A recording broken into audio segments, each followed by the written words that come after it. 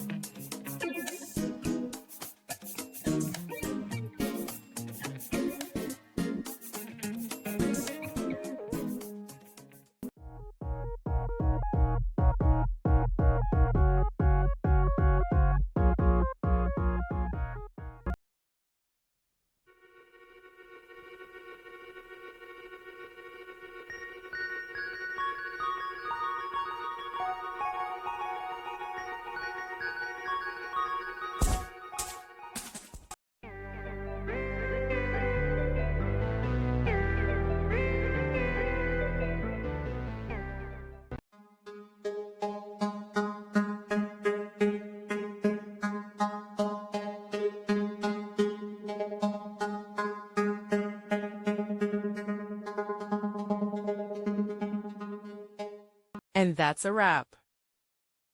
I hope you found the answer you were looking for. If you did, take a second to hit that subscribe button. It really helps out. And let me know in the comments which solution worked best for you. See you next time in the debug zone.